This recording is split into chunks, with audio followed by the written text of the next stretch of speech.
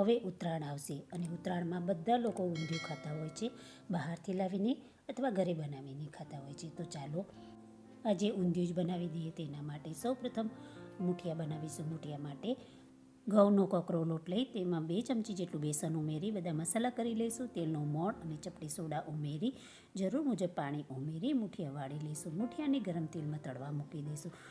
મૂઠિયા તળાય ત્યાં સુધી રવૈયામાં ભરવાનો મસાલો બનાવી દઈએ. તેના માટે મિક્સર જારમાં સિંગદાણા, તલ, અજમો અને બીજીક મસાલા ઉમેરી ક્રશ કરી મસાલો તૈયાર કરી લઈશું. મસાલાને એક બાઉલમાં કાઢી અંદર લીલા ધાણા, લીલું લસણ ઉમેરી લઈશું.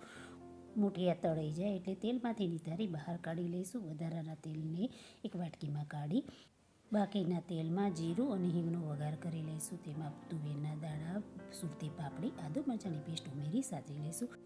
ઢાંકી અને પાપડીને દાણાને સીજવા દઈશું. ત્યાં સુધી આપણે રવૈયા ભરી લઈશું. રવૈયા ભરી તૈયાર કરી લઈશું. હવે દાણા પાપડી બફાઈ જાય ત્યારે તેમાં બટાકું, રતાળું અને શક્કરિયા ઉમેરી ફરી ઢાંકી અને સીજવા દઈશું. બધું સરસ સીજાઈ જાય ત્યારે તેમાં છેલ્લે ભરેલા રવૈયા ઉમેરી લઈશું અને ટામેટાં ઉમેરી બધા મસાલા કરી લઈશું.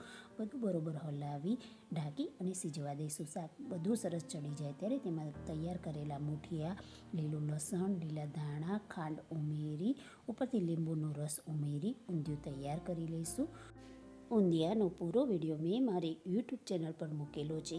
ત્યાં જઈ તમે રેસીપી જોઈ શકો છો અને ઊંધિયું બનાવી શકો છો.